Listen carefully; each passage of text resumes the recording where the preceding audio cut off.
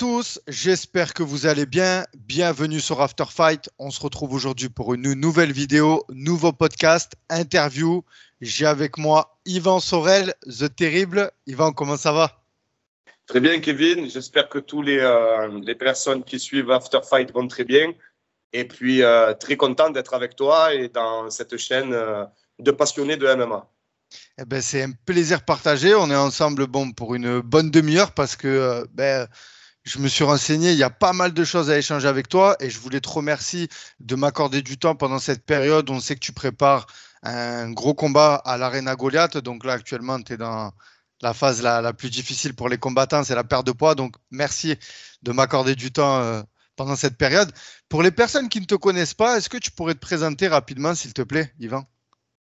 Yvan Sorel, 36 ans, combattant professionnel de MMA, coach pionnier dans la ville de Marseille, dans cette discipline, organisateur dans peu de temps, le 28 octobre, notamment sur un gala de MMA mondial au sein de la Fédération française de MMA, acteur et cascadeur et surtout père de famille. Voilà. Bon, plein de casquettes et plein de cordes à ton arc. Comment la découverte du MMA, ton premier souvenir que tu as avec les sports de combat? C'était l'IVC, l'International Vale-Tudo Championship, je crois. C'était à l'époque du Jungle Fight, tout ça, avec des Brésiliens, avec notamment Anderson Silva, avec Vanderlei, avec Pelé, avec des... voilà, quoi. C'était pour moi ce qui se rapprochait le plus de la réalité d'un combat qu'on peut trouver malheureusement dans notre environnement, le mien d'environnement, dans la rue. Et après, ça a été bien entendu le Pride, l'UFC et tant d'autres organisations, quoi. Et toi, à partir de là, tu te dis justement, j'ai envie de me mettre à faire du MMA? Ouais, pas spécifiquement. Comme tout Marseillais, la religion sportive du Marseillais, c'est le football. Donc, j'étais footballeur. Je n'étais pas tellement mauvais, hein, on va dire ça comme ça. Et le problème, c'est que j'étais dans un club de quartier. Et la troisième mi-temps, ce n'était pas celle du rugby, c'était celle du troisième arrondissement, quoi. C'était la bagarre. Donc, mon père, il en avait vraiment marre que je me batte. Et en étant légionnaire, il m'a dit, tu aimes la castagne, va dans un endroit où on va canaliser justement cette castagne. Et je me suis dirigé vers un club, aucun rapport à l'époque, hein. C'était du Kung Fu Sanda. Et voilà, à l'âge de 10 ans, je me retrouve dans les tatamis, à ne pas savoir boxer correctement, ne pas être souple. Et puis, la découverte de mon maître. Et les années passent et voilà, quoi, je gagne beaucoup de titres en Kung Fu, je deviens très, très fort, très, très souple. Et après, il fallait que je puisse montrer à tout le monde que le Kung Fu n'était pas un art martial de pyjama, parce qu'à l'époque, c'était beaucoup plus la boxe anglaise, la Muay Thai, qui était reconnue en termes de baston avec les Jean-Claude Van Damme, avec Bloodsport. Et quand on parlait de Kung Fu, c'était plutôt Jackie Chan et les tenues en soie. Et arrivé à 18 ans, quand j'ai pris mon club en main, tout ça, je voulais montrer à tout le monde que mon Kung Fu pouvait rivaliser avec des Jujitsuka, avec des judokas, des lutteurs. Et j'en ai pris plein la gueule, quoi. D'accord, donc tu viens du Kung Fu, donc ça a été la base j'ai envie de dire, de ton MMA en fait. Tu as fait une transition, donc pour le coup, Oui. la lutte, Oui. tout ça, le sol, comment ça s'est goupillé pour l'apprendre justement? C'est quand je perdais avec des adversaires bien plus expérimentés. Tu sais, à l'époque, moi, j'ai commencé en 2007. 2007, je sais pas si si tu arrives à imaginer, j'en ai 36, tu vois, en 2007. Donc, je perdais par des soumissions souvent. Et après, avec mes élèves, avec mes amis, si par exemple, je perdais par une clé de bras, pendant 6 mois, on s'entraînait à sortir des clés de bras de divers angles et de diverses manières pour pouvoir être performant dans les combats futurs. Donc après, bien entendu, je me suis perfectionné avec des maîtres de jiu-jitsu brésiliens comme Gaël Grimaud. J'ai fait de nombreux stages à l'époque avec Ludovic Parreira, avec Johnny Frager, avec Thomas Louberzan pour pouvoir être une personne qui connaît un peu plus le sol. Et petit à petit, j'ai combattu en grappling, en jiu-jitsu brésilien. J'ai réussi mes grades en JJB, en ceinture violette. Et puis voilà, je suis un grand baroudeur. Moi, j'ai combattu dans beaucoup, beaucoup, beaucoup de disciplines parce que il fallait que j'existe et il fallait que le 3e arrondissement de Marseille soit reconnu et que il fallait que ma tronche de Sorel soit dans les murs pour rendre honneur et hommage à ma famille et à ceux qui ont toujours cru en moi, quoi. C'était ton objectif principal, justement, rendre fiers les tiens, ou justement, comme tu m'as dit que tu as découvert, tu avais vu Anderson Silva, le Pride, Vanderlei, tout ça, tu voulais aller dans une grosse organisation. Et bien sûr, pour rappel, c'était l'époque, il n'y avait pas de combattants à l'UFC, il n'y avait pas de manager. Enfin, on parle d'une époque, tu le dis toi-même, hein, c'est les dinosaures, quoi. Et justement, je pense que c'est un peu les justificatifs de toutes tes défaites aussi, parce que aujourd'hui, ça nous paraît simple. On a tout en vidéo et tout. À l'époque, il n'y avait pas tout ça en 2007, quoi. Il y avait loin de tout ça déjà, mais il y avait un immense respect que maintenant, malheureusement, Kevin, il n'y est plus ce respect. C'est-à-dire, après, on l'a voulu, hein. On s'est battu pour avoir une fédération délégataire. On s'est battu pour que le MMA soit reconnu avec l'UFC, avec le Bellator, avec des grandes organisations comme ça qui sont maintenant dans des chaînes publiques, hein, telles que l'équipe 21, si on peut ne citer que RMC, tout ça. Donc, ça a ouvert l'esprit à certaines personnes qui sont un peu comme les supporters de football quand ils critiquent des athlètes de haut niveau parce qu'ils se sont ratés sur un seul match et qu'eux-mêmes n'arriveraient pas à courir 5 minutes derrière un ballon. Donc maintenant, on est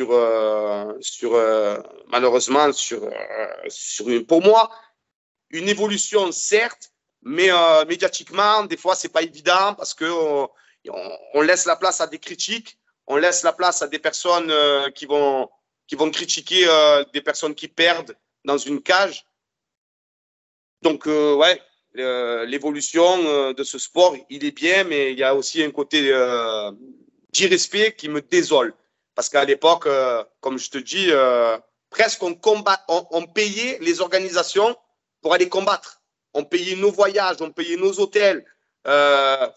C'était un rêve de rentrer dans un octogone, tu vois, dans ça, là, dans ce grillage-là. Et maintenant, c'est possible. Maintenant, on peut combattre presque tous les trimestres avec la Fédération française. Ouais, je suis content de cette évolution-là.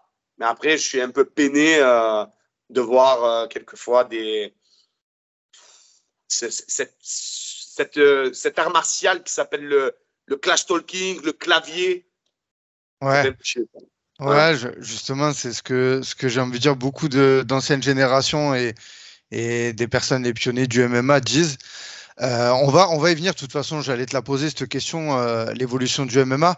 Mais je voudrais revenir quand tu as commencé, donc en 2008, j'ai Tapologie ouvert, mal de défaites, justement. Est-ce qu'à ce moment-là, moi, je voulais savoir un peu, si tu t'en rappelles, ton état d'esprit, est-ce que tu n'as pas pensé à arrêter, à renoncer, à dire que c'est pas fait pour moi, jusqu'à ta première victoire en 2011 face à Gabriel Levent, justement? Tu sais, je viens d'un endroit où on enjambe les cadavres, où on enjambe la précarité, l'insalubrité et l'insécurité. Et ce n'est pas des défaites sportives qui auraient pu ou qui pourraient me faire arrêter de croire en moi, de croire à un objectif et surtout d'ouvrir des portes aux miens. Parce que le sport, il faut comprendre que ça reste un sport. Voilà, ce n'est pas un business. On n'est pas dans la rue en train de faire de la délinquance parce que tu perds. Si tu es dans la rue, tu perds, tu meurs. Que dans un sport, ben, tu perds, ben, tu te réentraînes, tu regain, comme ils disent les Anglais, tu repars. je ne pouvais pas avoir un état d'esprit de faible d'esprit en ayant un mode de vie de sauvageon. C'est pas possible. C'est pas possible. Après, oui, j'ai eu souvent des remises en question de me dire mais comment on peut faire, comment on peut évoluer, parce que j'ai jamais eu d'entraîneur, j'ai jamais eu de nutritionniste, j'ai jamais eu tout ça, et parce que manque de moyens, et puis j'avais d'autres objectifs dans ma tête. Et puis, oui, il y a eu des moments où il y a eu des doutes, mais ce n'est pas des doutes d'arrêt ou de dire ah, c'est bon, je baisse les bras. Non, chez nous, on la garde, on la monte et on fait de l'avant, quoi. Et est-ce que tout au long, justement, de ta jeunesse, tu as eu des inspirations, des modèles, que ce soit des sportifs, des personnes de ton entourage qui t'ont justement aidé dans ta carrière sportive? Après, ça serait prétentieux à l'écoute. Moi, après les sportifs, il y en a aucun qui me fait kiffer. Ça reste des humains. Ils sont en boîte de nuit. Il y en a, ils vont chez eux. Il y en a, ils dorment. Il y en a, ils mangent. Comme tout le monde, quoi. Je veux dire, moi, une fois, j'ai fait une anecdote. Je vais te la raconter. J'étais un peu fan, entre guillemets fan, mais j'admirais le personnage de JSP, Georges Saint-Pierre. Et je pars pour faire à Montréal, je pars faire une avant-première du documentaire de Nicolas Vadimov qui m'avait suivi pendant un an sur ma vie d'éducateur dans les quartiers et tout ça, intitulé Spartiate. Et je me retrouve à Montréal et je parle avec un ami, Marc Bonnet, qui est une bonne personne, qui a un grand restaurant avec Garou au Vieux-Montréal, l'auberge de Saint-Gabriel. Et on me dit, tu aimerais rencontrer Georges Saint-Pierre? Ça va. Qui ne veut pas rencontrer une légende vivante? Donc, je dis oui, et je me retrouve en boîte de nuit avec Georges Saint-Pierre, et le mythe est tombé, quoi. Le mythe est tombé, et pas méchamment, parce que ça reste un humain, mais c'est de là où je me suis dit, en vrai, la seule inspiration qu'on pourrait avoir, c'est celle des nôtres. Et en l'occurrence, pour moi, c'est mon père. Voilà. C'est vraiment la seule et unique inspiration, c'est mon père. Et après, maintenant, depuis 8 ans maintenant, ben, celle de mon fils. Voilà. La team Sorel, du coup, ça commence quand aussi quand c'est que tu décides de mettre justement devenir entraîneur, en fait? Est-ce que c'est parce que à Marseille, il n'y a pas de club? Comment ça se passe un peu justement que tu décides de créer une salle? Explique-nous un peu les débuts de la team Sorel. Ben, la décision, elle est venue quand mon maître devait partir rejoindre les siens. Donc, il m'a laissé l'école de Kung Fu. Et à cette époque-là, j'étais sur une recherche professionnelle. Tu vois, j'étais dans un organisme qui s'appelle l'école de la deuxième chance. C'est une école pour les personnes qui sont un peu en difficulté de scolarité, de voie professionnelle. Et je me suis dit que le sport, cet art martial, la découverte de cet individu-là, la découverte de la joie d'un parent qui était mon père, qui est mon père, quand j'ai gagné mon championnat de France à Paris avec lui, quand il était dans la chaise de coach, ça m'a servi à esquiver pas mal de choses dans mon quartier. Et je me suis dit qu'en fait, ça pourrait être un outil pédagogique, voire andragogique, qui pourrait servir pour les miens. Et j'ai décidé de partir sur une voie de professionnalisation qui s'appelait à l'époque le brevet d'état d'éducateur sportif, le BES. Et pour moi qui n'étais pas tellement fort à l'école, tout ça, ben, ce n'était pas évident. Mais après 24 mois, je n'ai pas eu un BES, j'en ai eu 2. Et ça m'a ouvert des portes professionnellement parlant. Et de là, je me suis dit, bon, ma carrière, je m'en bats les fenouilles en restant poli. Et je vais tout faire pour en sortir un maximum de cette précarité, de cet oubli. Et voilà, ça a donné que maintenant, ça fait 20 ans, depuis 2004, que le club existe sans subvention de l'État. Si des politiques qui nous regardent, la nouvelle politique, j'espère que vous allez nous aider maintenant. Hein. Et quand on voit le cheminement depuis 2004, je suis très content, quoi. Quand je vois des gens qui ne connaissent pas l'histoire du club, qui ne connaissent pas l'histoire de la salle, là où je t'inviterai à venir, ben, quand tu viens, tu te dis, mais c'est pas possible, c'est une salle américaine, comment ils font? Mais en fait, tout ce que tu verras, tout ce que vous voyez sur les réseaux sociaux, c'est que du don, c'est des cagnottes litchi, et c'est quand je combats ou quand je fais des films, le fruit de ma sueur, eh ben, je le mets dans ça. C'est vraiment une de mes missions primordiales. Voilà, c'est ma mission principale. Voilà. Et au sein de ton club, depuis 2004, j'imagine qu'il y a eu des athlètes qui sont passés. Ben, forcément, il y a eu la légalisation du MMA. À Marseille, il y a quand même de gros noms sur des combattants, des nouvelles générations, enfin même un petit peu des anciennes. En dessous de toi, il y a du monde qui est passé chez toi. Je sais qu'il y a aussi, je crois qu'il y a le Marseille Fight Club à Marseille, de Jean-Michel Foissard. Enfin, je veux dire, il y a la team Sorel. Comment tu juges l'évolution du MMA à Marseille et comment ça fonctionne un petit peu? L'évolution du MMA marseillais, je la vois très belle. Je la vois constructive. Je la vois compétitrice. Et je la vois, malgré qu'on est des Marseillais, hein, on est dans les Bouches-du-Rhône, on est les plus grosses bouches du monde. Hein. On a tous des personnages. Hein. Ah, mais c'est vrai. Mais moi, personnellement, j'aime le MMA marseillais, j'aime les autres clubs. J'ai pas une adversité mentale réellement, hein, malgré que des fois, ça peut. Il y en a certains, ils aiment exister en dénigrant d'autres, en dénigrant le palmarès, en dénigrant la méthodologie pédagogique des entraîneurs. Moi, je suis pas trop dans ce délire-là. J'ai d'autres chats à fouetter dans ma vie. Les défis, tout ça, j'aime pas. C'est pour ça que je ne prends pas de Marseillais, malgré qu'il y a des très bons combattants marseillais. Mais ce n'est pas mon optique d'aller combattre un Marseillais parce que, voilà, on est dans une vision sportive, on est dans une vision martiale. Et moi, je ne suis pas Pierre de Coubertin, quoi. Moi, je m'en bats les couilles de lui, quoi. Pierre de Coubertin qui va dire l'important, c'est de participer. Je rentre dans une cage, c'est pour te péter la tête ou me la faire péter.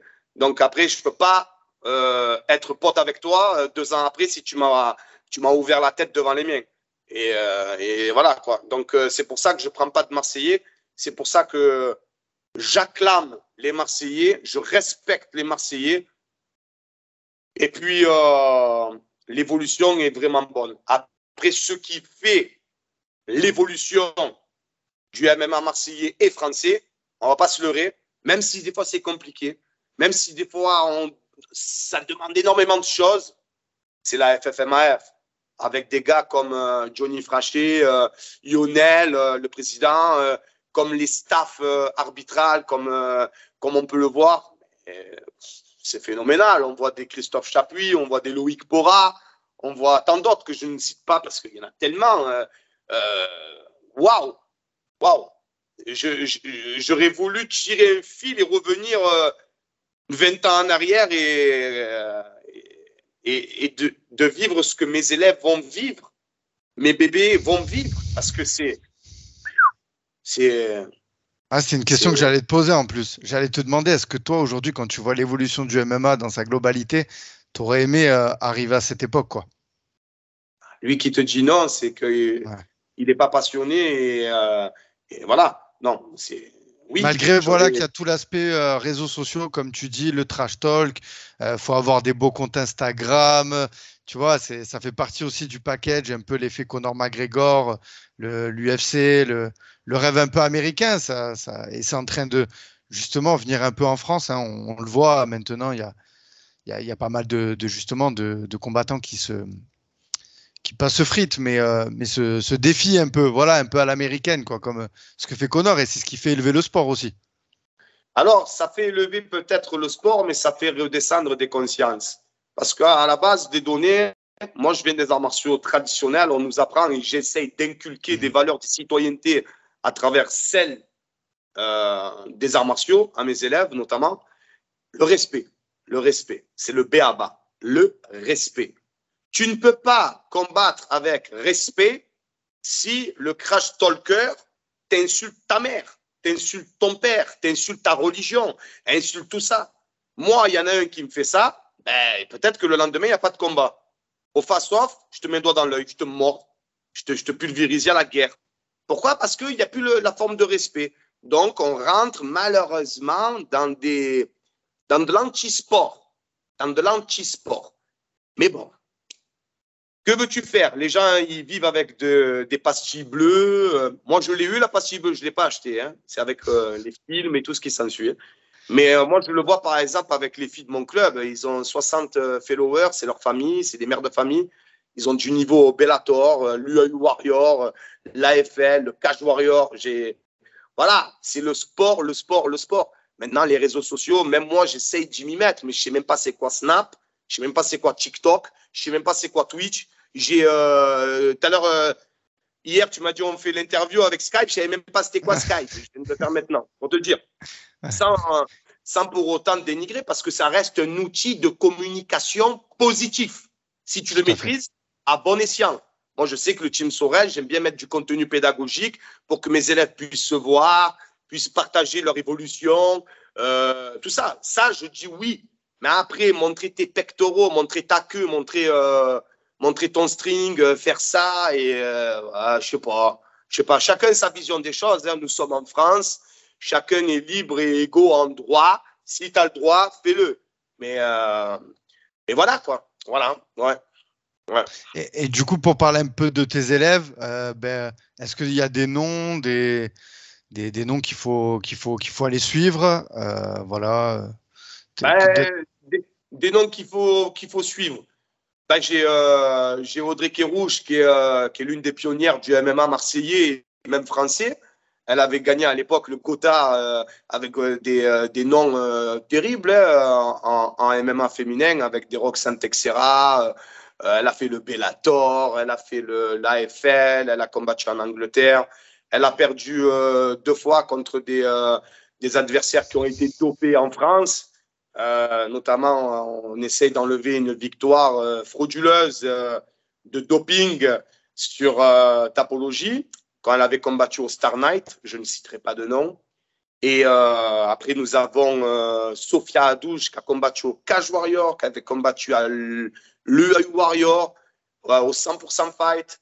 On a Magati Mood qui est en train d'arriver à fond aussi, avec une longue période d'arrêt. On en a. Mais après, ce n'est pas des gens qui cherchent la hype, qui cherchent à se montrer sur les réseaux. C'est des gens qui aiment le défi sportif, c'est des gens qui viennent de la zone, c'est des gens qui vivent heureux, vivent cachés. Voilà ce délire-là. Après, on a Shaki Barizzo qui est comme mon fils. Je l'ai depuis qu'il a 8 ans et que maintenant, il a fait ses 18 ans. Et pour ses 18 ans, il m'a ramené une ceinture, celle du Primal League MMA en amateur, à moins de 77 kilos, avec un tournoi assez relevé, avec 2 bonnes écoles. Et rappelle-toi, Shakib Arizzo à faire des dégâts. Et après, on a derrière des amateurs qui sont phénoménales, comme Rassouli Djigov, qui a été vainqueur du MMA League de Toulon, de Miramas ou de Toulon, je ne me rappelle même plus tellement qui combat. Il y a du lourd qui arrive. Même chez les femmes, on a une vivier amateur comme Sarah Garsali, comme Elma. Vraiment, ouais, je commence à voir le vrai fruit de tout ce que j'ai mis en pédagogie. Et il ne faut pas oublier que j'ai 100 ou 150 enfants, c'est-à-dire de 6 à 17 ans. Ça veut dire que le Team Sorel, doucement, mais sûrement, fait évoluer des gars et des filles. Après, j'en ai eu beaucoup qui sont partis dans d'autres clubs parce qu'ils pensaient que peut-être l'herbe était meilleure, justement, avec ces réseaux sociaux, ces rêves de UFC, de Bellator, de grandes organisations. Et en fait, quand ils arrivent là-bas, c'est de l'herbe synthétique et ils veulent tous revenir à l'herbe bio parce que l'herbe bio, c'est vrai que un coup, elle est grise, un coup, elle est jaune, un coup, elle est verte, suivant les climats. Après, voilà, je suis un professeur qui est très dur. Je suis quelquefois très vulgaire. Je suis dictatural. Mais à la fin, ça fait évoluer les troupes. Et du moment où le Team Sorel restera debout, voilà. Et j'espère qu'on se verra aux 25 ans, en anniversaire et aux 30 ans de ce club. C'est très dur, hein. Et justement, malgré ce que tu dis, que t'es quelqu'un de dur avec tes élèves, mais quand même, moi, justement, je te suis là depuis pas longtemps sur les réseaux. Je vois que tu véhicules quand même beaucoup de messages positifs. Le Team Sorel, il y a un code d'honneur, j'ai envie de dire, que ce soit le respect. Enfin, voilà, c'est une famille, comme tu dis, et il y a vraiment des vraies valeurs que tu veux divulguer. Et ça fait du bien de l'entendre. Enfin, moi, je tenais à te le partager, parce que je vois que tu insistes beaucoup sur la communication de tous ces codes. Et ça fait du bien d'entendre, hein, parce que voilà, comme tu l'as dit, ça se perd un petit peu. Ben, moi, Beaucoup même, mais c'est la société aussi. Voilà, c'est la société qui fait ça. Hmm. C'est tout ce qu'on vit. Mais après, si on a de l'amour, en principe, Kevin, même je le dis à tout le monde, je le dis souvent, hein, ça paraît louche hein, quand je dis ça, mais l'amour est la seule énergie inépuisable dans ce bas monde. Si on fait les choses par amour, ton parcours sportif, il sera réussi, ton parcours professionnel sera réussi, ton parcours familial sera réussi, ton parcours d'amitié sera réussi, tous tes parcours que tu entreprendras seront réussis. Parce que, voilà, il faut donner de l'amour à ce que tu fais. Si tu es amoureux, tu réussis. Voilà, point à la ligne. En parallèle, tu fais du cinéma. Ça vient d'où? C'est une opportunité? C'est une passion? Explique-nous un petit peu comment ça se passe. Je crois que tu as joué des rôles dans des séries avec des personnes connues, tout ça? Dis-nous tout. Ben, c'était un délire au début, puis c'est devenu une passion, puis c'est devenu une professionnalisation. Donc, j'ai démarré comme cascadeur avec Alain Filgars. Puis après, je suis devenu référent de son école de cascadeur à Marseille. Puis après, j'ai créé un engouement avec des jeunes du quartier, des moins jeunes, des repris de justice, des bonnes personnes, des machins. On a créé Cinémars, qui est un collectif de débutants en actrices et en acteurs, et en cascadeur aussi. Et de fil en aiguille, de casting en casting, ben, je me suis retrouvé à jouer des petites apparitions pour ce que j'ai fait, comme Bronx, comme Caïd, les frérots dans la plateforme OCS, Overdose. Des amitiés se sont créées sincères, même, je dirais, de la familiarité avec Olivier Marchal, qui m'a donné d'autres amitiés et voire de la grande familiarité avec Gérard Lanvin, qui est l'un des parrains du club maintenant, et d'ailleurs que j'embrasse très fort avec Olivier et Alain Filgars. Et à la base, le côté du cinéma vient grâce à mon ami, à mon tendre et cher ami Nicolas Vadimov, qui a cru au Team Sorel depuis 15 ans et qui voulait montrer ma bataille contre l'ancienne politique marseillaise et de prouver à tout le monde que vouloir, c'est pouvoir, et quand on voulait, on pouvait.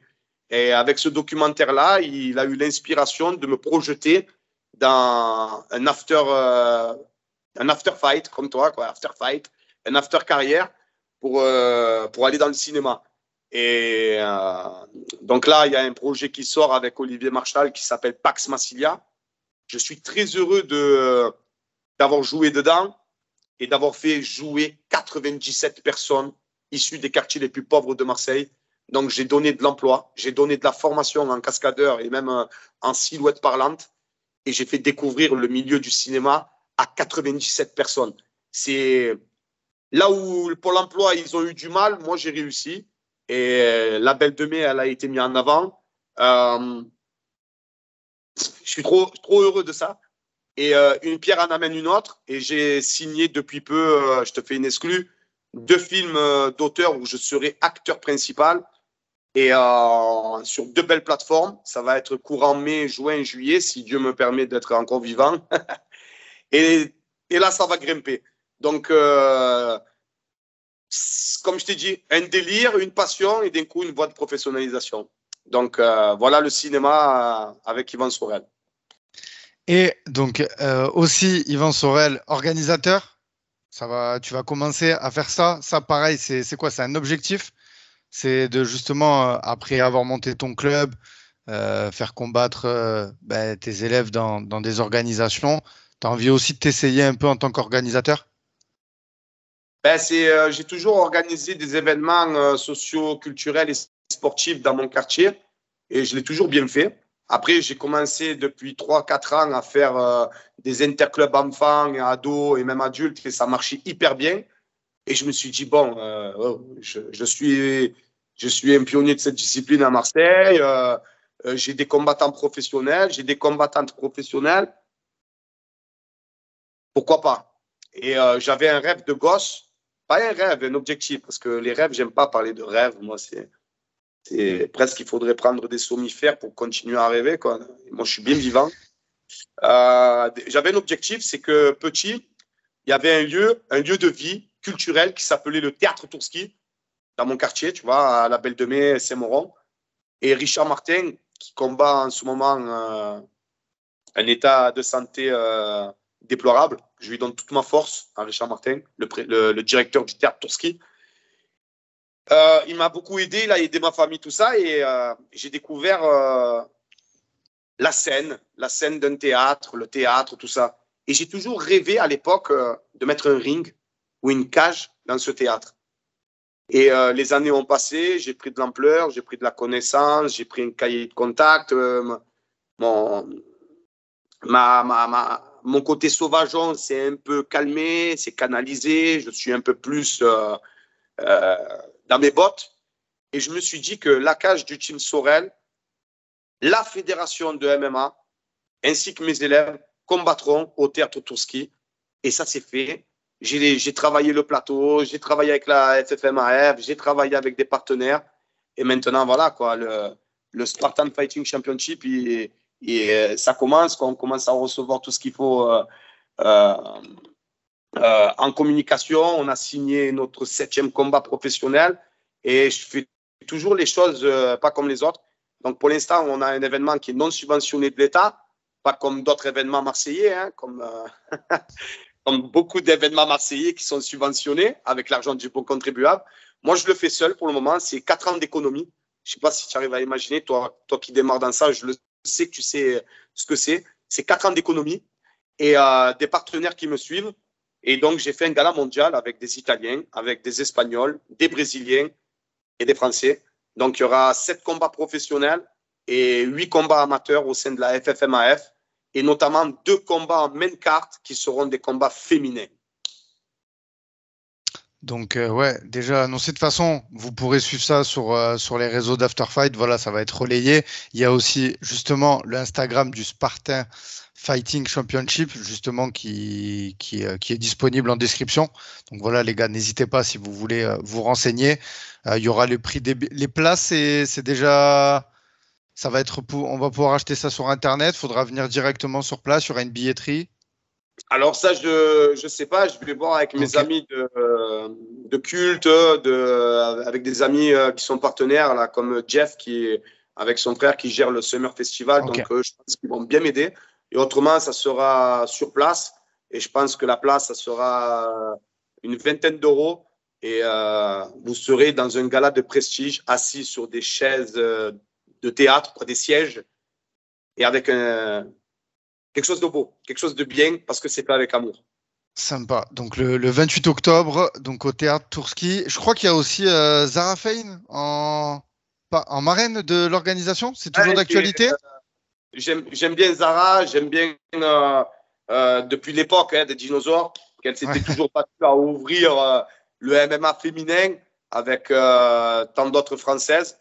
J'attends incessamment sous peu des messages de soutien de grandes célébrités actuelles de maintenant, comme Manon Fiorot avec Aldric Assata qui vont me faire une petite vidéo de big up pour donner la force au Spartan Fighting Championship et au combat phare de féminin de MMA. Et puis voilà, quoi, ça avance bien, Kevin, ça avance bien. J'espère que tu seras là pour relayer les informations et pas faire une inside à l'intérieur du Spartan Fighting Championship. Ouais, je serai présent et puis on peut le dire, hein, il y aura un petit partenaire. Afterfight sera sera un petit peu partenaire de cet événement. Voilà, mon petit niveau, si je peux aider, c'est avec grand, grand plaisir. Voilà, c'est comme on dit, c'est le Sud, donc voilà, il faut faire avancer. C'est le MMA français, c'est le MMA marseillais, et c'est important, et c'est bien, c'est bien, c'est bien. C'est bien qu'il faut qu'il y ait des organisations, parce qu'il y a beaucoup sur Paris, et voilà, il faut aussi qu'on montre un peu que nous, dans le Sud, on est là, quoi. Donc moi, je salue tes 4 ans d'économie et justement ton implication dans ce nouveau projet. Merci Yvan, beaucoup. je voudrais revenir avec toi sur justement toi, là, ton actualité. Donc, Yvan Sorel, 18 victoires, 13 défaites. Les gars, donc voilà, on a résumé sa carrière. Il a commencé il y a longtemps, c'est un dinosaure, Yvan. Là, il va combattre à l'Arena Goliath. Est-ce que tu peux nous parler un peu de cette organisation? Tu es le champion, tu as la ceinture, tu vas la défendre, tu vas affronter un adversaire, Maxime Soroka. Parle-nous de lui un peu, comment ça se passe, la prépa. Enfin, dis-nous tout ce qu'on doit savoir et surtout à quoi on doit s'attendre le 13 octobre à l'Arena Goliath. La prépa, ben, elle n'a pas changé parce que voilà, on s'entraîne toujours autant. Il y a un seul truc à changer, c'est que j'ai moins de kilos à perdre parce qu'il me reste un mois, il me reste que 5 à perdre et ça y est, c'est bon. L'AGM, l'Arena Goliath MMA, ben c'est l'organisateur, c'est un ami, c'est un frérot. Je pense que c'est même moi qui l'a poussé à faire des organisations de MMA. À l'époque, c'était le trophée des étoiles où j'avais déjà gagné des combats en pancrace parce que je voulais vraiment mettre en avant le MMA, mais comme le MMA était interdit, on l'avait fait sur le pancrace. Je crois que je suis l'un des seuls au début à avoir lancé le pancrace dans des galas parce que ça coûtait de l'argent et c'était pas tellement connu. Beaucoup se moquaient de nos licras et de nos positions pas adéquates au sol. Maintenant, tout le monde met du lycra, mais des rash guards et tout le monde aime faire des triangles. Ça, c'est un petit big up pour les anciens. Et, et voilà, donc l'AGM, c'est une histoire d'amitié, c'est une histoire d'existence aussi, parce que je trouverais ça con de ne pas pouvoir combattre devant les miens quand c'est légal et que j'ai encore la force, malgré que j'ai 36 ans, malgré que j'ai commencé très tôt, en 2007. J'ai encore envie de pouvoir me tester, apprendre, avoir du temps dans la cage. Après, voilà, j'ai pas un objectif d'aller dans des organisations majeures. Je suis pas mes élèves. J'ai pas de coach, j'ai pas de nutritionniste, j'ai pas de kiné, j'ai pas d'ostéo. Je m'en bats les cacahuètes de tout ça. Moi, c'est l'envie de combattre devant les miens, vraiment devant les miens, de me surpasser et aussi d'apprendre en rapport avec d'autres adversités. Après, j'ai fait beaucoup plus de combats de pancrace que d'MMA. Et là, pour moi, c'est vraiment un gros challenge quand même. Le mec, il a pris quand même des combattants du Bellator, il a pris des combattants rigoureux. Il a un physique imposant. Ça va être une belle bagarre. Ça va être une belle bagarre. Je pense que ça va être Ouais, une belle bagarre.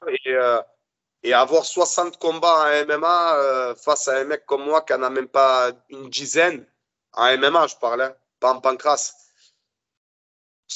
Le niveau commence à être un peu plus élevé. Et après, comme je vais tout faire pour gagner et ramener la ceinture dans mon quartier, dans le 3e arrondissement de Marseille, je demanderai à Christian Barré, à mon frérot, d'en faire encore un, mais face à un adversaire que j'avais vu combattre contre un très bon combattant français, d'ailleurs, il est de Montpellier, Diego Gonzalez. Lui, ok. j'aimerais vraiment l'affronter parce que c'est voilà, c'est le beau dog fight, c'est des grosses organisations. Et le mec, il a la quarantaine, voilà quoi. Maintenant, voilà, je dois combattre contre des gars qui ont de l'expérience, certes, mais il ne faut pas que je vais. Voilà, je ne peux pas aller en Thaïlande me préparer, je ne peux pas aller voir des préparateurs physiques parce que, un, je n'ai pas les moyens et de deux, je n'ai pas le temps. Je suis coach, je suis organisateur et voilà. Donc, ouais, l'AGM, c'est tout ça. c'est un parcours, c'est une existence et de montrer à tout le monde que le troisième est encore là jusqu'à temps que mes élèves prennent ma place et pètent les portes que je vais essayer d'entrouvrir. Voilà. Super. Bon, en tout cas, c'est un combat qui promet. Et ça, pareil, hein. Je vais être présent et j'ai hâte de voir ce combat, moi, personnellement. Donc, ça sera les débuts pour te voir combattre et je pense que ça va en valoir le spectacle. Donc voilà, c'est cool. Yvan, je pense qu'on a fait le tour. Je pense, à moins que tu voulais rajouter quelque chose, peut-être j'ai oublié de parler de quelque chose qui te tient à cœur. Ouais, qui me tient à cœur,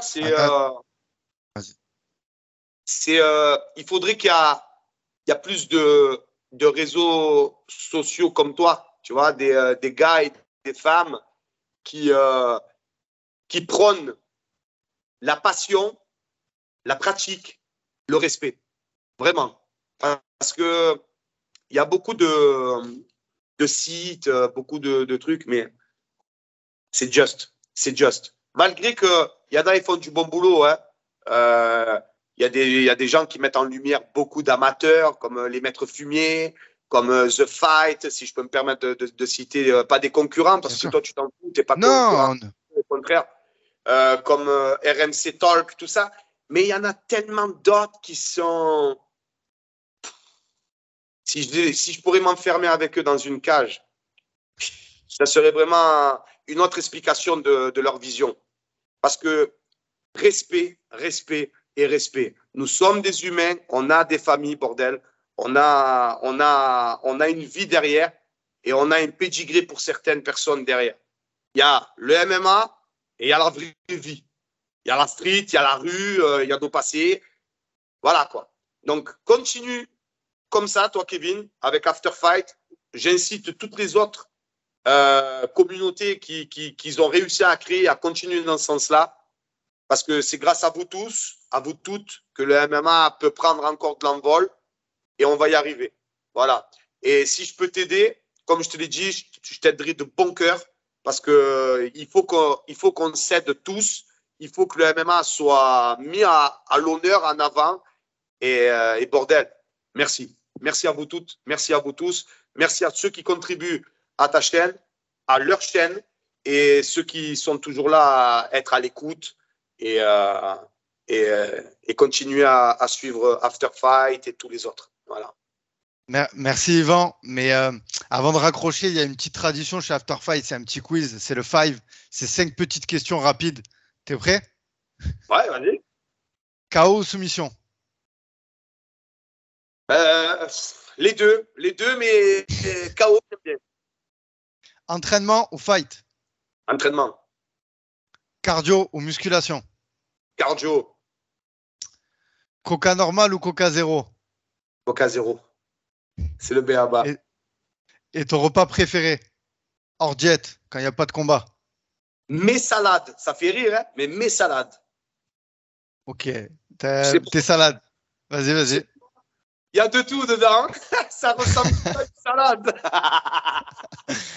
Super. Non, Yvan, sincèrement, autrement, un bon endroit parmi tant d'autres, la table d'Augustine, un de mes partenaires du Spartan Fighting Championship. Vous voulez manger équilibré, sainement, provençal, chez mon ami Antonin Portal, la table d'Augustine au panier. Allez, c'est noté. S'il y a des gens qui passent à côté de Marseille, donc n'hésitez pas à aller goûter. Yvan, c'était un plaisir. J'invite tous les gens justement à aller suivre donc la team Sorel, Yvan Sorel, ainsi que le Insta de ton organisation. Il y a tout ça en description. De toute façon, l'interview sera relayée. Voilà, les gars, n'hésitez pas à liker, à vous abonner à la chaîne aussi. Ça aide énormément. Il y a beaucoup de gens qui regardent et qui ne s'abonnent pas, donc c'est pas grand-chose, ça coûte rien. Donc voilà. Yvan, je vais te laisser le mot de la fin pour clôturer l'émission. Si tu as des sponsors, des personnes à remercier, je te laisse le mot de la fin et je clôture. Je remercie bien avant tout le Seigneur. Je remercie ma famille. Je remercie mes amis. Je remercie tous mes élèves du Team Sorel. Je remercie toutes les personnes qui sont fans du MMA parce que sans tous ceux que j'ai cités, moi, je ne serais peut-être pas en train de parler avec toi et derrière ma cage.